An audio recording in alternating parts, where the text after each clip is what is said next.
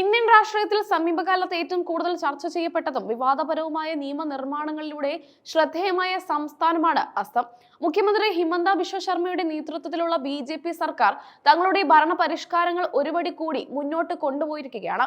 ഒന്നിലധികം വിവാഹം കഴിക്കുന്നത് ക്രിമിനൽ കുറ്റമാക്കുന്ന സുപ്രധാന നിയമനിർമ്മാണത്തിലൂടെയാണ് അസം ഇപ്പോൾ വീണ്ടും ദേശീയ ശ്രദ്ധ ആകർഷിച്ചിരിക്കുന്നത്. 2016 മുതൽ അസം ഭരിക്കുന്ന BJP സർക്കാർ മുസ്ലിം സമുദായത്തെ ലക്ഷ്യമിട്ടാണ് നിയമനിർമ്മാണങ്ങൾ നടത്തുന്നതെന്ന് കോൺഗ്രസ് ഉൾപ്പെടെയുള്ള പ്രതിപക്ഷ പാർട്ടികൾ ശക്തമായി ആരോപിക്കുന്നുണ്ട്.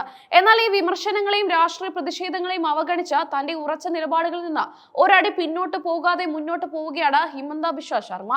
മദ്രസകളുടെ പൊതുവിദ്യാലയവൽക്കരണം, ലവ് ജിഹാദിനെതിരെയുള്ള നിയമം, അനധികൃത കുടിയേറ്റക്കാരുടെ കെട്ടിടങ്ങൾ ഇടിച്ചുപൊളിക്കൽ തുടങ്ങിയ വിവാദ നടപടികൾക്ക് ശേഷമാണ് സർക്കാർ ഇപ്പോൾ ബഹുഭാര്യത്വം നിരോധിച്ചിരിക്കുന്നത്. സ്ത്രീകളുടെ സംരക്ഷണം ലക്ഷ്യമിട്ടിട്ടുള്ളതാണ് പുതിയ ബഹുഭാര്യത്വ നിരോധന ബിൽ എന്നാണ് അസം സർക്കാർ പ്രഖ്യാപിക്കുന്നത്. ഉത്തരാഖണ്ഡിന് ശേഷം ബഹുഭാര്യത്വം ക്രിമിനൽ കുറ്റമാക്കുന്ന രണ്ടാമത്തെ സംസ്ഥാനമാണ് അസം. എന്നാൽ നിയമത്തിലെ വ്യവസ്ഥകൾ ഉത്തരാഖണ്ഡിനേക്കാൾ വളരെ കർശനമാണ്. പുതിയ നിയമപ്രകാരം ഒന്നിലധികം വിവാഹം കഴിക്കുന്നവർക്ക് 7 വർഷം വരെ തടവ് ശിക്ഷ ലഭിക്കും. നിലവിലെ വിവാഹബന്ധം മറച്ചുവെച്ചുകൊണ്ട് വീണ്ടും വിവാഹം കഴിച്ചാൽ ശിക്ഷയുടെ കാഠിന്യം വർദ്ധിപ്പിക്കും.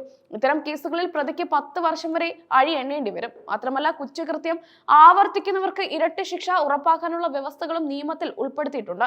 ഈ കടുത്ത ശിക്ഷാ നടപടികൾ നിയമത്തിന്റെ ഗൗരവം വ്യക്തമാക്കുന്നു. നിയമത്തിന്റെ പരിധിയിൽ വരുന്നത് വിവാഹിതർ മാത്രമല്ല, ഇത്തരം വിവാഹങ്ങൾക്ക് ഒത്താശ ചെയ്യുന്നവരുമാണ്. വിവാഹത്തിന് കൂട്ടുനിൽക്കുന്ന കാസിമാർ, ഗ്രാമമുഖ്യന്മാർ, മാതാപിതാക്കൾ, മറ്റ് ബന്ധുക്കൾ എന്നിവർക്കും 2 വർഷം വരെ തടവ് ശിക്ഷ ലഭിക്കും. ഈ നിയമപ്രകാരം ശിക്ഷിക്കപ്പെടുന്നവർക്ക് സർക്കാർ ജോലിക്ക് അപേക്ഷിക്കാനോ സർക്കാർ ആനുകൂല്യങ്ങൾ നേടാനോ തദ്ദേശ തിരഞ്ഞെടുപ്പുകളിൽ മത്സരിക്കാനോ ഉള്ള അർഹതയും നഷ്ടപ്പെടും. പരാതി ലഭിച്ചാൽ സബ് ഇൻസ്പെക്ടറിൽ കുറയാത്ത റാങ്കിലുള്ള പോലീസ് ഉദ്യോഗസ്ഥൻ സ്ഥലത്തെത്തി വിവാഹ നിയമവിരുദ്ധമായി പ്രഖ്യാപിക്കണം. അസമിൽ സ്ഥിരതാമസമാക്കിയ ഒരാൾ ബോധപൂർവം സംസ്ഥാനത്തിന് പുറത്ത് പോയി 2ാം വിവാഹം കഴിച്ചാൽ പോലും ഈ നിയമത്തിന്റെ പരിധിയിൽ വരും. മറ്റ് സംസ്ഥാനങ്ങളിൽ സ്ഥാവര സ്വത്തുക്കൾ ഉള്ളവരും അസം സർക്കാരിന്റെ ക്ഷേമ പദ്ധതികളുടെ ഗുണഭോക്താക്കളായവരും നിയമത്തിന് കീഴിൽ വരും. നിയമം ശക്തമാകുമ്പോൾ ബഹുഭാര്യത്വത്തിന് ഇരയാകുന്ന സ്ത്രീകൾക്ക് മതിയായ നഷ്ടപരിഹാരം നൽകാനുള്ള വ്യവസ്ഥയും ബില്ലിൽ ഉൾപ്പെടുത്തിയിട്ടുണ്ട്. എന്നാൽ ഭരണഘടനയുടെ 6ാം ഷെഡ്യൂളിൽ വരുന്ന ഗോത്ര ജില്ലകളെയും പട്ടികവർഗ വിഭാഗങ്ങളെയും ഈ ബില്ലിന്റെ പരിധിയിൽ നിന്ന് ഒഴിവാക്കിയിട്ടുണ്ട്. നിലവിൽ ഹിന്ദു കോഡ് അനുസരിച്ച് ബഹുഭാര്യത്വം ക്രിമിനൽ കുറ്റമാണ്. എന്നാൽ മുസ്ലിം വ്യക്തി നിയമം അനുസരിച്ച് 4 വിവാഹങ്ങൾ വരെ അനുവദനീയമാണ്. പുതിയ ബില്ലിൽ നിന്ന് ഗോത്രവർഗ വിഭാഗങ്ങളെ ഒഴിവാക്കിയ സാഹചര്യത്തിൽ ഈ നിയമം ഫലത്തിൽ മുസ്ലിം സമുദായത്തെ ആയിരിക്കും കാര്യമായി ബാധിക്കുക എന്ന വിമർശനം ഉയർന്നിട്ടുണ്ട്. ബിൽ കൊണ്ടുവന്നത് മുസ്ലിം സ്ത്രീകളെ ശാക്തീകരിക്കുന്നതിന്റെ ഭാഗമായിട്ടാണെന്നാണ് മുഖ്യമന്ത്രി ഹിമന്ത ബിശ്വ ശർമ്മ നേരത്തെ പ്രസ്താവിച്ചിരുന്നത്. ഫേസ്ബുക്കിൽ വ്യാജ പേരുകളിൽ അക്കൗണ്ട് തുടങ്ങി പെൺകുട്ടികളെ വശീകരിക്കുന്ന സംഭവങ്ങൾ അസമിൽ വ്യാപകമാണെന്നും വിവാഹം കഴിച്ച ശേഷമാണ് പലരും തട്ടിപ്പ് തിരിച്ചറിയുന്നതെന്നും അദ്ദേഹം ആരോപിച്ചിരുന്നു. ഇത്തരം കേസുകളിൽ ഇരകൾക്ക് നീതി ഉറപ്പാക്കാനും വ്യക്തിത്വം മറച്ചുവെച്ച് വഞ്ചിക്കുന്നവർക്ക് പരമാവധി ശിക്ഷ നൽകാനുമാണ് പുതിയ നിയമം ലക്ഷ്യമിടുന്നതെന്നും അദ്ദേഹം വ്യക്തമാക്കി.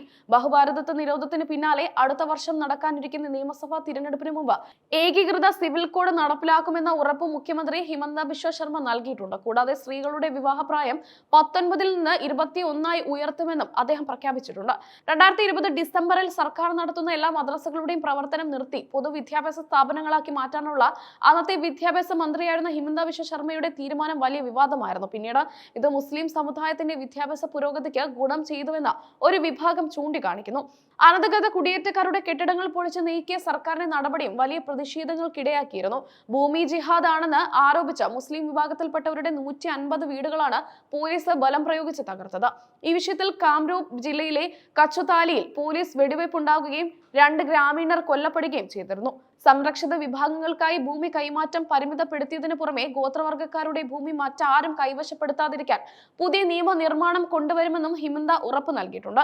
ഒരു വശത്ത് വികസനവും സ്ത്രീ ശാക്തീകരണവും ലക്ഷ്യമിട്ടിട്ടുള്ള പരിഷ്കാരങ്ങളെന്ന് സർക്കാർ വാദിക്കുമ്പോൾ മറുവശത്ത് ന്യൂനപക്ഷങ്ങളെ അടിച്ചമർത്താനുള്ള രാഷ്ട്രീയ അജണ്ടയാണ് നടപ്പാക്കുന്നതെന്ന് പ്രതിപക്ഷം ആരോപിക്കുന്നു. ഈ വിവാദ പരമ്പരകൾക്കിടയിലും അസം മുഖ്യമന്ത്രി ഹിമന്ത ബിശ്വ ശർമ്മയുടെ ഭരണപരമായ നീക്കങ്ങൾ ഇന്ത്യൻ രാഷ്ട്രീയത്തിൽ കൂടുതൽ ചർച്ചകൾക്ക് വഴി തുറക്കുകയാണ്.